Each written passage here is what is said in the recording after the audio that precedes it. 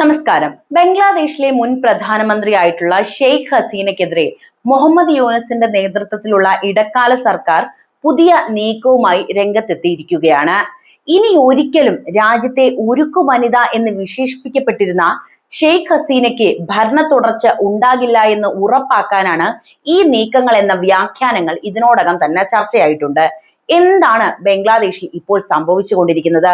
ഇവർ തമ്മിൽ എന്തിനാണ് അടികൂടുന്നത്? നമുക്ക് പരിശോധിക്കാം. ബംഗ്ലാദേശിൽ മുഹമ്മദ് യൂനസിന്റെ നേതൃത്വത്തിൽ അധികാരമേറ്റ ഇടക്കാല സർക്കാർ മുൻ പ്രധാനമന്ത്രിയായിരുന്ന ഷെയ്ഖ് ഹസീനയുടെ പാർട്ടിയായ അവാമി ലീഗിനെതിരെ കടുത്ത നിലപാടുകളാണ് സ്വീകരിച്ചുകൊണ്ടിരിക്കുന്നത്. മുൻ ഭരണകാലത്ത് നടന്ന മനുഷ്യാവകാശ ലംഘനങ്ങൾ, അതുപോലെ അഴിമതി, അതിക്രമങ്ങൾ എന്നിവയുടെ പേരിൽ അവാമി ലീഗ് നേതാക്കളെ കൂട്ടത്തോടെ അറസ്റ്റ് ചെയ്യുകയും പാർട്ടിക്ക് രാഷ്ട്രീയ വിലക്ക് ഏർപ്പെടുത്താൻ ആലോചിക്കുകയും ചെയ്യുന്നതായി ശക്തമായ റിപ്പോർട്ടുകൾ പുറത്തു വന്നിട്ടുണ്ട്.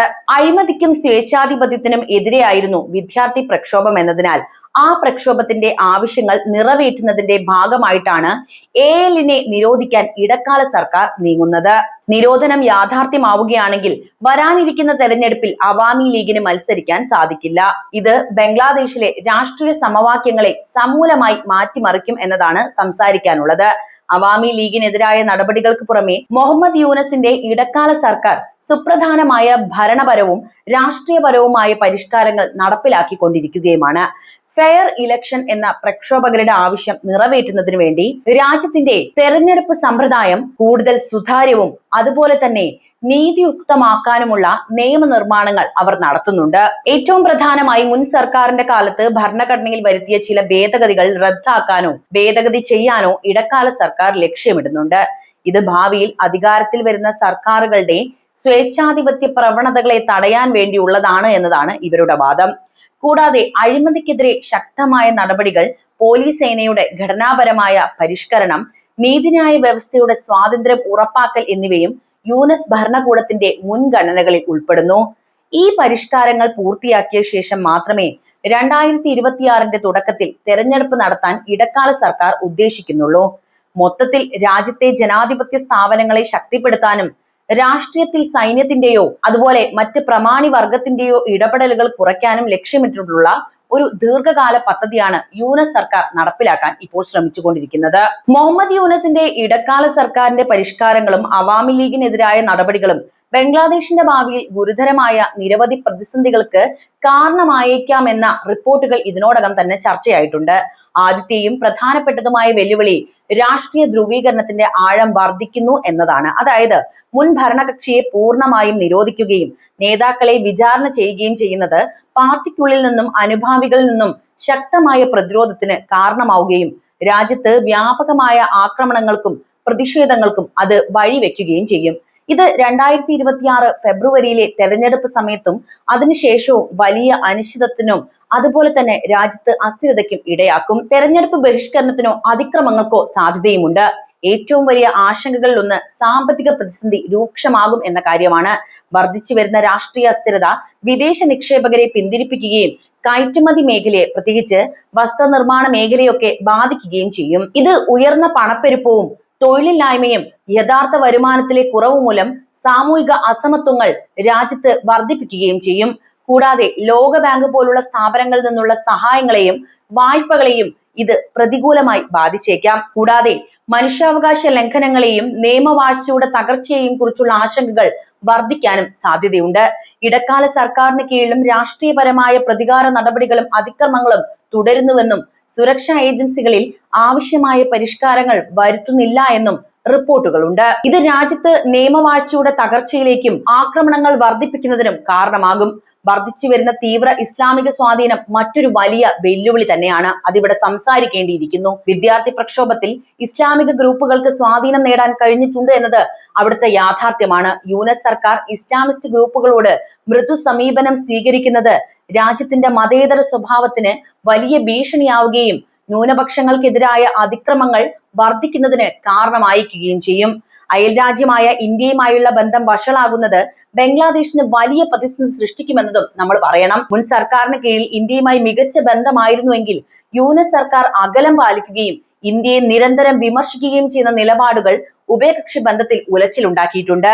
ഇത് അതിർത്തി സുരക്ഷ, കള്ളക്കടത്ത്, അഭയാർത്ഥി പ്രവാഹം, പ്രധാനപ്പെട്ട അടിസ്ഥാന സൗകര്യ വികസന പദ്ധതികൾ എന്നിവയെ പ്രതികൂലമായി ബാധിക്കാൻ സാധ്യതയുള്ള വിഷയങ്ങളാണ്. അവസാനമായി ഭരണഘടനയിൽ വരുത്തുന്ന പരിഷ്കാരങ്ങളെ കുറിച്ച് പറയട്ടെ.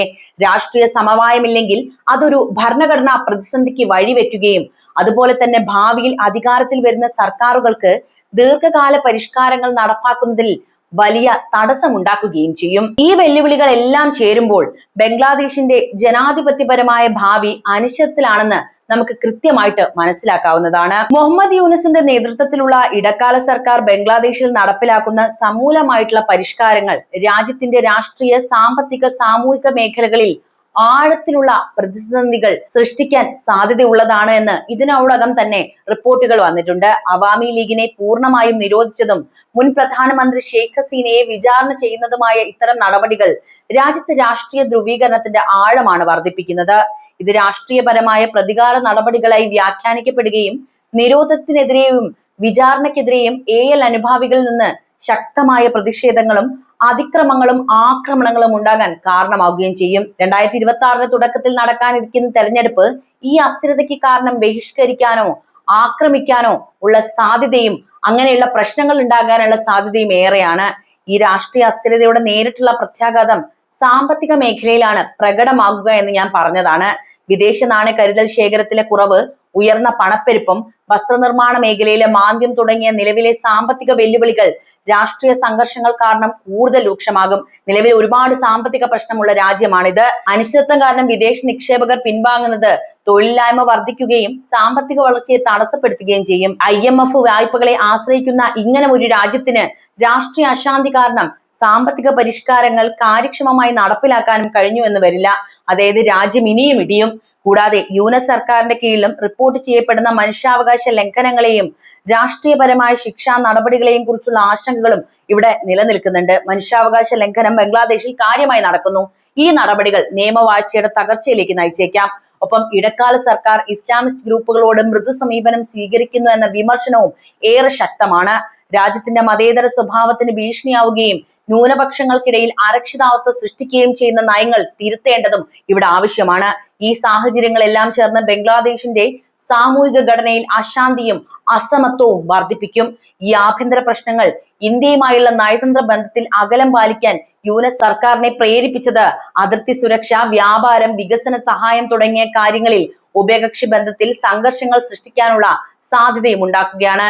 മൊത്തത്തിൽ ദീർഘകാല ജനാധിപത്യ സ്ഥാപനങ്ങളെ ശക്തിപ്പെടുത്താൻ ലക്ഷ്യമിട്ടിട്ടുള്ള പരിഷ്കാരങ്ങൾ പോലും രാഷ്ട്രീയ സമവായമില്ലെങ്കിൽ രാജ്യത്തെ കൂടുതൽ ആഴത്തിലുള്ള അല്ലെങ്കിൽ വലിയ പ്രതിസന്ധിയിലേക്ക് നയിക്കാനുള്ള സാധ്യതയാണ് നിലനിൽക്കുന്നത് എന്ന കാര്യമാണ് നമ്മളോട് സംസാരിക്കുന്നത്. അതായത് ബംഗ്ലാദേശിൽ നിലവിൽ തന്നെ വലിയ രാഷ്ട്രീയ പ്രതിസന്ധി നിലനിൽക്കുന്നുണ്ട്. ഷെയ്ഖ് ഹസീനയുടെ പലായനവും അവിടുത്തെ അതിക്രമങ്ങളും ആക്രമണങ്ങളും ഒക്കെ നമ്മൾ കണ്ടതാണ്. മാത്രവുമല്ല അവിടെയുള്ള ന്യൂനപക്ഷങ്ങൾക്കു നേരെ വലിയ രീതിയിലുള്ള ആക്രമണങ്ങളും ഇപ്പോൾ ബംഗ്ലാദേശിൽ പതിവായി കൊണ്ടിരിക്കുകയാണ്. ഷെയ്ഖ് ഹസീനയുടെ കാലത്ത് ഇന്ത്യയുമായി മികച്ച സഹകരണം പുലർത്തിയിരുന്ന നമ്മുടെ അയൽ രാജ്യമായിരുന്നു ബംഗ്ലാദേശ്. എന്നാൽ നിലവിലെ സ്ഥിതി വളരെ രൂക്ഷമായിരിക്കുന്നു. അതായത് നിലവിൽ ഇന്ത്യയുമായിട്ടുള്ള വലിയ ശത്രുതയാണ് ബംഗ്ലാദേശ് പുലർത്തിക്കൊണ്ടിരിക്കുന്നത്. ഇന്ത്യ എന്തോ പാപം ചെയ്തു എന്നതാണ് അവർ കരുതുന്നത്. അതുകൊണ്ട് തന്നെയാണ് ഷെയ്ഖ് ഹസീനയ്ക്ക് ഇവിടെ അഭയം നൽകിയെന്ന രീതിയിൽ വലിയ റിപ്പോർട്ടുകൾ, അല്ലാതെ ഇന്ത്യക്കെതിരെയുള്ള വലിയ റിപ്പോർട്ടുകൾ ബംഗ്ലാദേശ് പടച്ചുവിടുന്നത്. എന്തായാലും ഇനി എന്താണ് ബംഗ്ലാദേശിൽ സംഭവിക്കാൻ പോകുക, മുഹമ്മദ് യൂനസിന്റെ പുതിയ നീക്കം ബംഗാൾ രാഷ്ട്രീയത്തെ എങ്ങനെ സ്വാധീനിക്കുമെന്നത് വരും ദിനങ്ങളിൽ മാത്രമേ നമുക്ക് മനസ്സിലാക്കാൻ കഴിയൂ. നിങ്ങളുടെ അഭിപ്രായം എന്താണെന്ന് അറിയാൻ താല്പര്യമുണ്ട്. എന്തായാലും കമന്റ് ആയിട്ട് രേഖപ്പെടുത്തുക. മറ്റൊരു വാർത്തയുമായിട്ട് വീണ്ടും എത്താം. നന്ദി.